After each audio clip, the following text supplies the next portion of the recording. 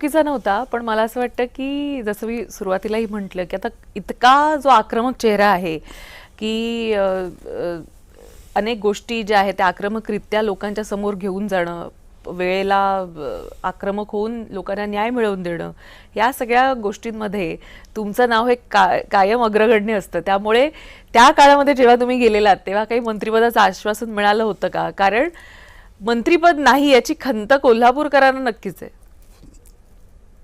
हे निश्चित आहे की मंत्रिपद मला मिळालं पाहिजे होतं, कारण आज 40 वर्ष झाले मी शिवसेनेचा निष्ठावान कार्यकर्ता म्हणून काम करतोय. पण हे देखील तितकंच निश्चित आहे की मला माझ्या नेत्यांना त्रास द्यायची सवय नाही. हे पण तितकंच निश्चित आहे की मला साहेबांनी सांगितले तुला मी मंत्री करणार म्हणून, आणि मला सन्माननीय शिवसेना पक्षाचे मुख्य नेते उपमुख्यमंत्री एकनाथजी शिंदे साहेबांच्यावर 100% विश्वास आहे, ते मला मंत्री करतील म्हणून. कारण कार्यकर्त्याला बळ देणारा जो नेता असतो, आजपर्यंत त्यांनी मला बळ दिले ते पाहतायत. 40 वर्ष मी एकटा लढतोय त्या भागामध्ये.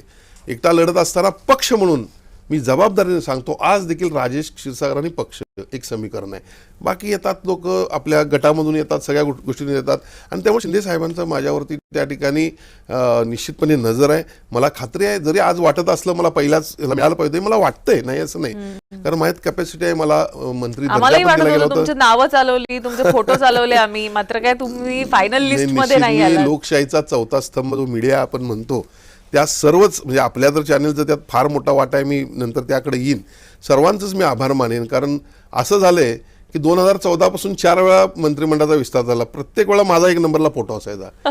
खरं मला ते काय कळालं नाही, माझं नाव कुठं माशी कुठं शिंकते मला कळालं नाही, पण मला त्या टॅक्टिक्स माहीत नाहीत. मी सरळपणानं काम करणारा कार्यकर्ता आहे.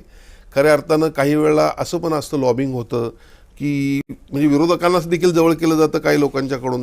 ह्याला जर आता मंत्रिपद मिळालं तर आम्ही कुठं शिल्लक राहणार नाही असं सुद्धा वाटत असेल, कारण माझं तेवढं काम आहे. मी वेळ देतो, लोकांसाठी वेळ देतो, अधिकाऱ्यांना देखील तेवढं समजून घेतो. आज विकासात्मक जर आपण पाहिलं तर कोल्हापूर शहरामध्ये अनेक वर्षाचे अनेक प्रश्न, जसं कन्व्हेन्शन सेंटर, 300 कोटीचं कन्व्हेन्शन सेंटर मी मंजूर करून घेतलं. 1500 कोटीचं आई अंबाबाई महालक्ष्मी तीर्थक्षेत्र विकास मंजूर करून घेतला. आज रंकाळा आपण पाहावा, रंकाळ्याला एवढे पर्यटक आहेत, त्या ठिकाणी रंकाळ्याचं चांगलं सुशोभीकरण करून घेतलं. यासह तुम्हाला सांगतो, आज IT पार्क कोल्हापूरमध्ये आलं. लवकरच आम्ही हद्दवाढ करणार आहोत. 3200 कोटीचा MRP प्रोजेक्ट, ज्याची आजच घोषणा सन्माननीय मुख्यमंत्र्यांनी केली. पुढच्या काळामध्ये पुराचा त्रास होणार नाही आहे. या सगळ्या गोष्टी मी जबाबदारीने सांगतो की माझ्या फॉलोअपमुळे झालेल्या आहेत. त्याचबरोबर मुंबई उच्च न्यायालयाचं खंडपीठ असेल, आता पूर्ण सर्किट बेंच, आम्ही आता पूर्ण खंडपीठासाठी देखील प्रयत्न करतोय. या सगळ्या गोष्टी करत असताना हे वर्षानुवर्षाचे प्रलंबित असणारे विषय हे मी सोडवलेले आहेत, आणि म्हणून त्यामुळे वाटतं की आणखीन मला काही माझ्या कोल्हापूरसाठी करायचं आहे. त्यामुळं मला मंत्रिपद मिळवायला नको आहे, मला माझ्या जिल्ह्याचा विकास करायचा आहे. आज हे आपलं शक्तिपीठ महामार्गाला सगळे विरोध करतात, मी एकटा आहे त्यात.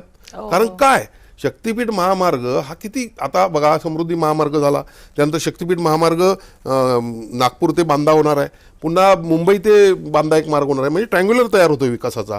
बघा आज महाराष्ट्र एवढे विकसित झालेले, जर्मनी आणि इतर काही देश तुम्ही घेतले तर त्यामध्ये 8-8 हजार किलोमीटरचे मेगा हायवे आहेत, आणि आपण हा त्रिकोण जरी पूर्ण केला तर हा 2100 किलोमीटरचा होतो. किमान तेवढा तरी पूर्ण झाला पाहिजे, त्याशिवाय आपल्याला विकासापर्यंत जाता येणार नाही. आणि त्यामुळे अशा प्रकारचे अनेक प्रश्न मी घेतलेले आहेत. मला विकासाची जाण आहे, मला संघटनाची जाण आहे, आणि सगळ्यात महत्त्वाचं म्हणजे माझ्यात प्रामाणिकपणा आहे. आणि त्यामुळे मला खात्री आहे, जरी आज मला थोडी खंत वाटत असली तर निश्चितपणे माझं नेतृत्व मला त्या मंत्रिपदापर्यंत नेऊन बसवेल. आशावादी आहात तुम्ही? नक्की, निश्चित हक्क पण आहे माझा.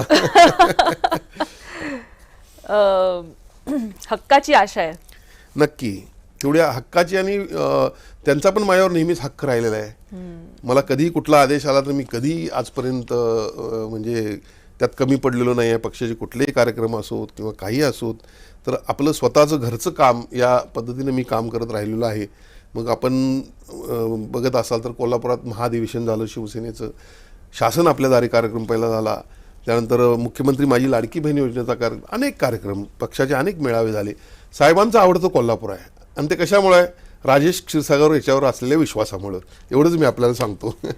खरंय, फक्त मंत्रिपद कुठे अडकलंय साहेब त्याचा विचार निश्चित करतील.